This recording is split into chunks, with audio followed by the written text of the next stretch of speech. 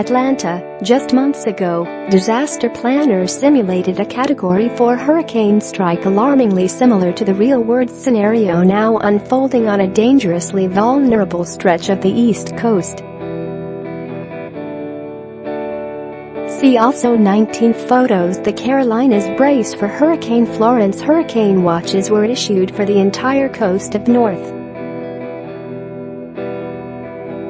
A fictional hurricane Cora barreled into southeast Virginia and up the Chesapeake Bay to strike Washington, D.C. in the narrative created by the Federal Emergency Management Agency and Argonne National Laboratory. The result was catastrophic damage, which has some experts concerned that Hurricane Florence could produce a disaster comparable to 2005's Hurricane Katrina, and in a part of the country that is famously difficult to evacuate.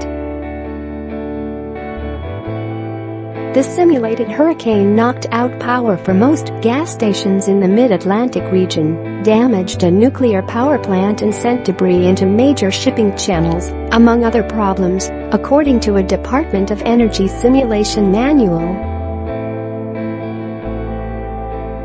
What they were trying to do was create a worst-case scenario, but it's a very realistic scenario, said Joshua Behr, a research professor at Virginia's Old Dominion University who is involved in disaster modeling and simulations. Florence is also a Category 4 storm and is now forecast to strike the same general area. On Tuesday, the National Hurricane Center's cone displaying Florence's projected path included the Hampton Roads, Virginia, region where Cora supposedly made landfall. Senior leaders from the White House, along with more than 91 federal departments and agencies, participated in the national-level exercise in late April and early May, FEMA said. The fictional storm made landfall in the heavily populated Hampton Roads region, bringing a 15-foot storm surge and up to 9 inches of rain to some areas within the first 6 hours. That cut off main routes, used for escape as well as for rescuers, in the Hampton Roads area and elsewhere. In this scenario, Cora also slammed hurricane-force winds into 3 nuclear power stations. One was damaged. 33 major power substations were at risk from storm surge and major flooding. Key roads and bridges were also damaged, and debris blocked the Newport News Channel and other waterways. Coast Guard Station Cape Charles lost power, and Coast Guard Station Chincoteague was severely damaged by high winds. The ferocious fictional storm also damaged and closed Reagan National Airport in Washington. See also Nick Task Force heading south to aid residents ahead of Hurricane Florence A. Special New York Task Force is heading south too. The make-believe hurricane threatened hundreds of cell towers, and the area where power was knocked out included 135 data centers in Virginia and another 60 in Maryland.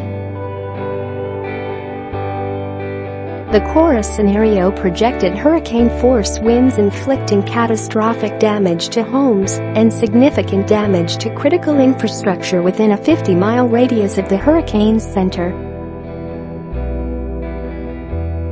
The manual makes no mention of deaths and injuries, focusing instead on infrastructure. Another striking similarity between the scenario and Hurricane Florence's path: already saturated ground on that part of the mid-Atlantic coast. What I fear is that saturation, combined with a storm, that kind of stalls out, said Behr, who has studied vulnerable populations in the paths of Hurricane Katrina on the Gulf Coast and in the Hampton Roads region. If parts of the East Coast are deluged with water, it could result in a catastrophe on the scale of Katrina, Behr said. And recovering from a disaster in the Hampton Roads region would also parallel Katrina's aftermath, he added.